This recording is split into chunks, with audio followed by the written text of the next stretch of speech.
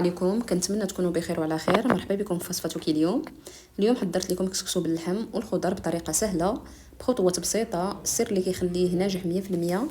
شاهدوا معي الفيديو للنهايه وغادي تكتشفوا وصفه غادي تولي معتمده عندكم كل جمعه. على بركه الله غادي نبدا معكم المقادير.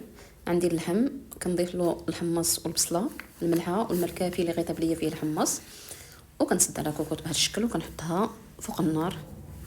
عندنا كسكسو الكامل كنسقيه بالماء كيف ما كنعرفوا، كيجي صحي وبنين، وكنوضعو جانبا بهذا الشكل هذا.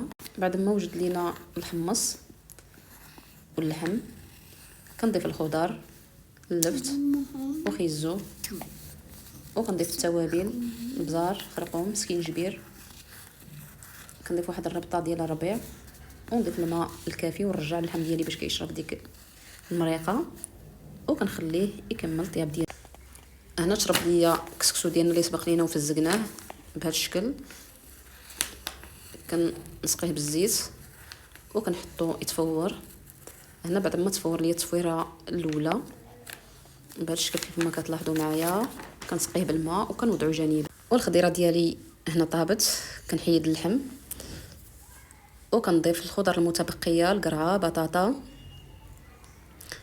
كنضيف مطيشه ومعلقه ديال السمن للتنسيم فقط،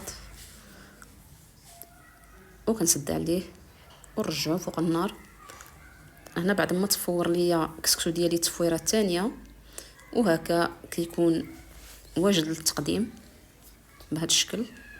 وفي المرحله الاخيره كنضيف القرعه فوق اللحم، وكنقدم كسكسو ديالي بهذه الطريقه هذه.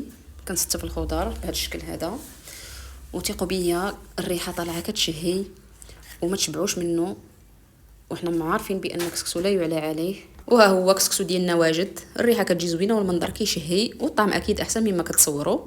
جربوا بالطريقه اللي وريتكم اليوم، غادي تنجح معكم من اول مره. الى عجبتكم الوصفه ما تنساوش لايك، تعليق صغير لتشجيعاتكم، واشتركوا معنا في القناه اللي مازال مشترك باش يوصلكم كل يوم جديد من ألذ واحلى الوصفات. ونتلاقاو ان شاء الله في وصفه جايه، وبالصحه والراحه.